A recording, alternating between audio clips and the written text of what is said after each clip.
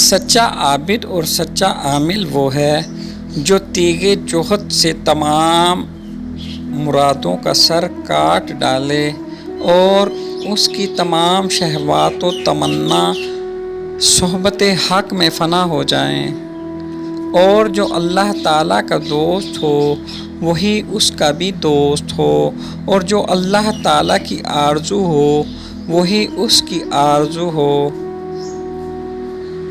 ذکر خدا کثرت عدد سے نہیں بلکہ حضور بے غفلت سے ہے۔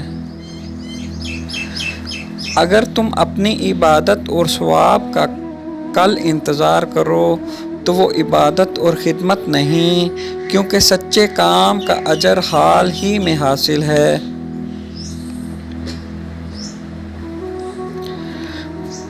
جو گن کر کام کرتا ہے اس کا اجر بھی گن کر ملتا ہے۔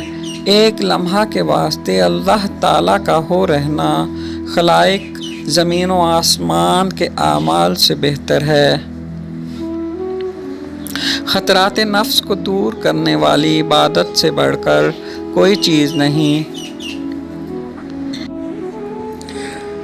ذاکر حقیقت کو اللہ ایک نور عطا کرتا ہے جس سے وہ تمام ہستی کو ذرہ ذرہ مشاہدہ کرتا ہے، اور اسے ذکر سے ایسی لذت حاصل ہوتی ہے کہ اس کی حلاوت کی لذت کو برداشت نہیں کر سکتا۔ بغیر عقیدہ کی درستگی کے کوئی عبادت فائدہ نہیں دیتی۔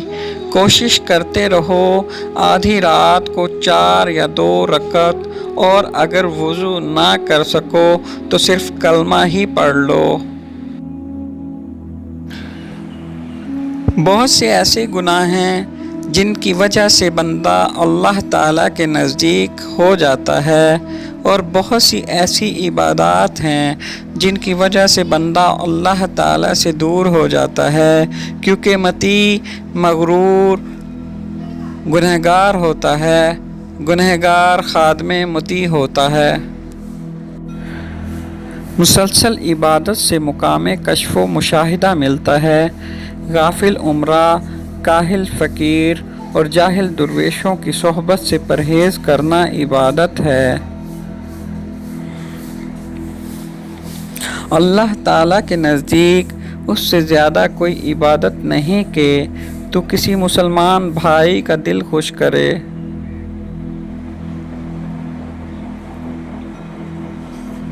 عبادت ایک پیشہ ہے، دکان اس کی خلوت ہے، رات اعمال اس کا تقویٰ ہے، نفع اس کا جنت ہے، کارخانہ قدرت میں فکر کرنا بھی عبادت ہے۔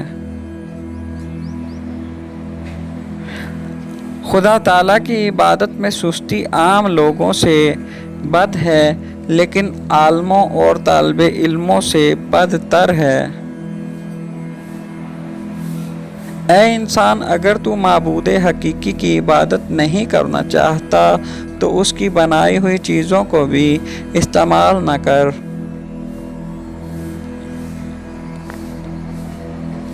عبادت توبہ کے بغیر درست نہیں ہوتی، کیونکہ اللہ نے توبہ کو عبادت پر مقدم کیا ہے۔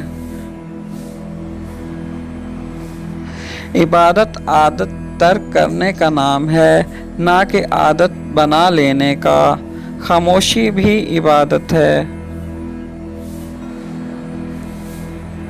حضرت فضیل رحمۃ اللہ علیہ فرماتے ہیں کہ جب رات ہوتی ہے تو میں خوش ہوتا ہوں کہ خلوت نصیب ہوگی، جب صبح ہوتی ہے تو غمگین ہوتا ہوں کہ لوگ آئیں گے اور عبادت میں مخل ہو کر تشویش میں مبتلا کر دیں گے۔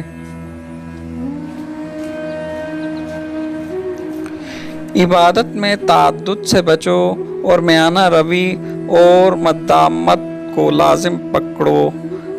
اعتقاد سالم نہ ہو تو عبادت بھی بیکار ہے۔ عبادت جو مخلوق کے لیے کی جاتی ہے زمین میں ڈھنسا دی جاتی ہے، اور جو خالق کے لیے کی جاتی ہے وہ آسمان پر چڑھائی جاتی ہے۔ طلوع آفتاب کے وقت نہ سو، کیونکہ یہ عبادت کا وقت ہے۔ اس وقت سونا بدبختی ہے۔ خودی کی تکمیل اس عبادت سے کرنی چاہیے جس میں ظاہر اور باطن دونوں سربسجود ہوں۔